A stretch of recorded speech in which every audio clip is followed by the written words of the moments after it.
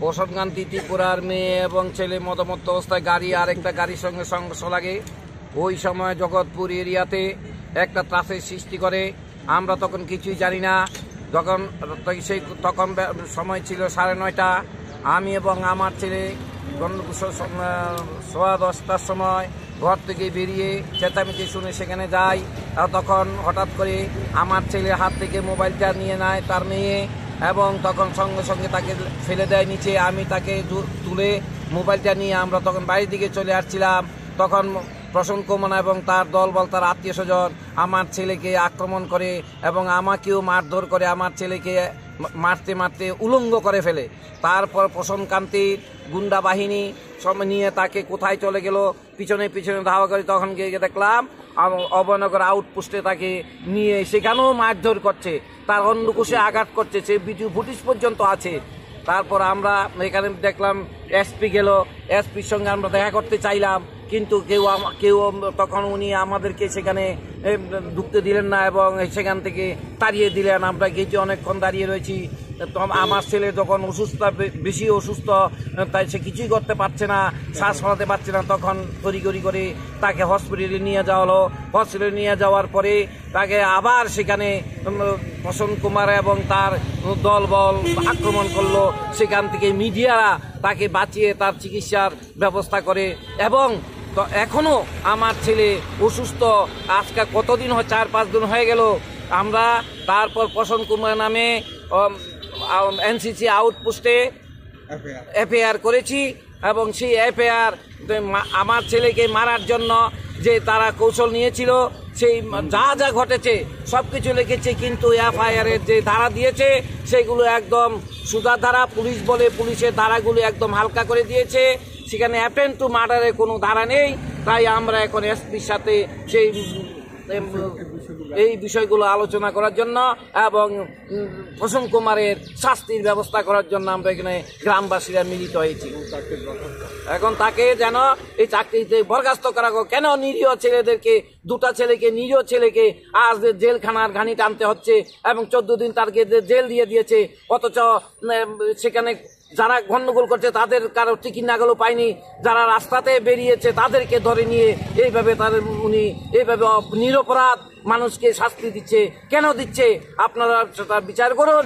আপনারা দেখুন, অনেক ভিডিও ফুটেজ আছে, সেগুলো দেখুন এবং পত্রগুলি পরে আপনারা জনসাধারণ সেইগুলি মাপকাঠি দেখুন। কিছুদিন আগে দেখেছিলাম আমরা পুলিশের জন্য মুখ্যমন্ত্রী অনেক কিছু করেছেন, অনেক সুনাম অর্জন করেছেন।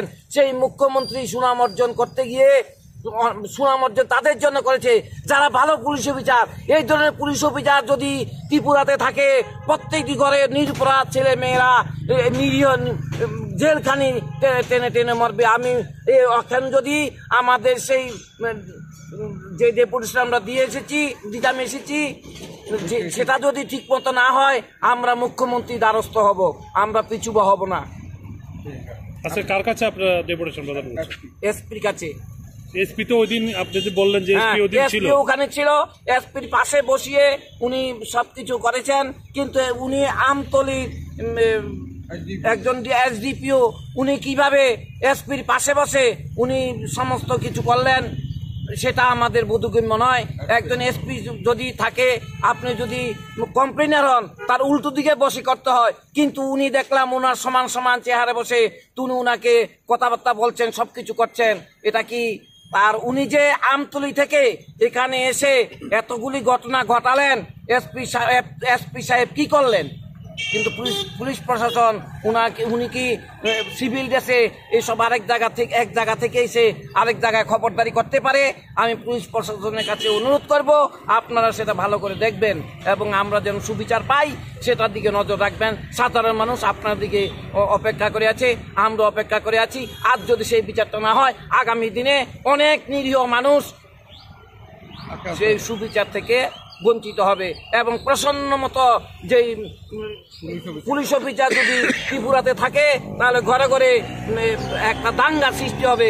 উনি ওই দিন যেভাবে তার যে বাহিনী নিয়ে গেছেন, সব দেববর্মা ছেলেদেরকে নিয়ে গেছেন, সেখানে একটা দাঙ্গা সৃষ্টি করেছেন। আমাদের জগৎপুরের মানুষ ভালো বলে কেউ কিছু বলেনি, বাঙালি এরিয়া শান্ত বলে কেউ কিছু করেনি, কিন্তু সেই সেখানে যে পরিবেশটা সৃষ্টি হয়েছিল, যদি ওখানকার লোকাল মানুষগুলি খেপে যেত তাহলে তিনি একটা দাঙ্গার সৃষ্টি, কচু ছাড়ার মতো তিনি একটা বিভৎস চেহারার এখানে নিয়েছিলেন। আপনার নামটা কি? আমার নাম বিনয় দেবনাথ, আমি একজন টিচার। আমি আমার ছেলের বিনা অন্যায়ে ডাক্তার কৌশিক দেবনাথের যে বিনা অন্যায় তাকে মারা হয়েছে, ডাক্তার নামে 6টা কেস দেওয়া হয়েছে, সে কিছুই করেনি। অত যারা অন্যায় করেছে তারা পার পেয়ে গেছে, তাকে রাস্তা থেকে তুলে নিয়ে মেরে তার নামে এখানে কেস দেওয়া হয়েছে। কেন সেটা হলো সেটা আপনারা তদন্ত করে দেখবেন। তার জন্য আমি সবাইকে যাতে ত্রিপুরা রাজ্যে যত নাগরিক আছেন সবাই দেখবে, আমার অনুরোধ রইল আমার ছেলে যেন সুবিচার পায়। কেন তাকে মারা হলো, কেন তার এরকম অবস্থা হলো, আমরা কোন ডাক্তার পর্যন্ত দেইনি। সে একজন ডাক্তার মানুষ, সবাইকে সে উপকার করে, আজ তার এই অবস্থা কেন? আপনারা বিচার করুন। আমি আর কি বলবো, আমার কিছু বলার না। উনি করবেন, কিভাবে করবে? ওদিন তো উনি পাশে বসে মামলা নিয়ে করবেন কিনা সেটা তো আমি জানি না। আমরা আশা আছে উনি আমাদের এই বক্তব্য শুনে হয়তো বা তিনি করতে পারেন। উনি যদি প্রশ্নের মতো বিচার হয়ে থাকেন তাহলে ওই রকমই হবে। আমরা কি করতে পারি? আমরা তো বিচার পাচ্ছি।